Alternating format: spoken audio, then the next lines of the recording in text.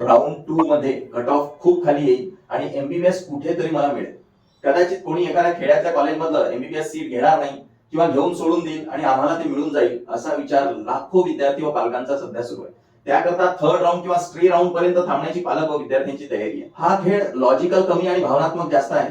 आज आपण डेटाचा अनालिसिस करून, स्टॅटिस्टिकल अनालिसिस करून, पडताळणी करून पाहूया की या स्ट्रॅटेजीमुळे आपल्याला रिझल्ट मिळतील का नाही मिळणार. आपल्याला यामध्ये मदत होईल मागच्या वर्षीच्या कट ऑफच्या, मागच्या वर्षीच्या एमबीबीएसच्या सर्व राऊंड्सचे सर्व कॅटेगरीचे कट ऑफ्स मी तुम्हाला दाखवत आहे. इथे या सर्व एसएमएल रँक्स आहेत. एसएमएल कॅटेगरी रँक नाही, एसएमएल रँक्स आहेत. या राऊंड 1 ज्या रँक्सवर क्लोज झाला त्यापेक्षा राऊंड 2 किंवा राऊंड 3 मध्ये रँक्स काही प्रमाणात खाली येतात.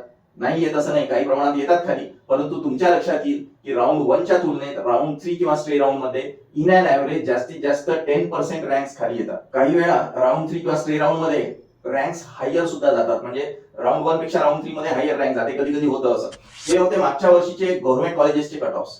तुम्ही म्हणाल आम्हाला गव्हर्नमेंट नकोच आहे, आम्ही सेमी गव्हर्नमेंटचा विचार केला. मी तुम्हाला सेमी गव्हर्नमेंट कॉलेजेसचे कट ऑफ दाखवतो. मित्रांनो, मागील वर्षाच्या ट्रेंड्सवर जर नजर टाकली तर एक गोष्ट स्पष्ट दिसते.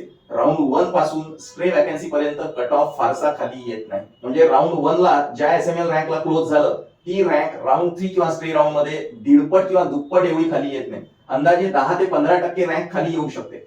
एक आनंदाची बातमी याच्यामध्ये अशी आहे की 8000 सीट्स यावर्षी वाढणार आहेत.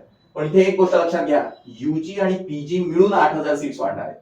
म्हणजेच एमबीबीएस आणि एमडीएमएसच्या मिळून संपूर्ण भारतात 8000 सीट्स वाढणार आहेत. त्यातल्या एमबीबीएसच्या किती सीट्स वाढणार, त्यातल्या महाराष्ट्रात किती वाढणार, त्यातल्या प्रत्येक कॅटेगरीच्या हिश्श्यावर किती सीट्स येणार हे तुम्ही कॅल्क्युलेट करा. तुमच्या लक्षात येईल की या सीट्स वाढल्यामुळे कट ऑफ सिग्निफिकंटली खाली येणार नाहीये. तुम्हाला उपलब्ध पर्यायांपैकी एक निवडावा लागेल. हे सर्व पर्याय तुम्हाला एमबीबीएसचे शिक्षण आणि पदवी देतात, त्यामुळे ते सर्व चांगलेच आहेत. याचा कुठलाच पर्याय वाईट नाही. मग हे निवडायचे कसे? तर हे निवडायचे बजेटच्या आधारावर.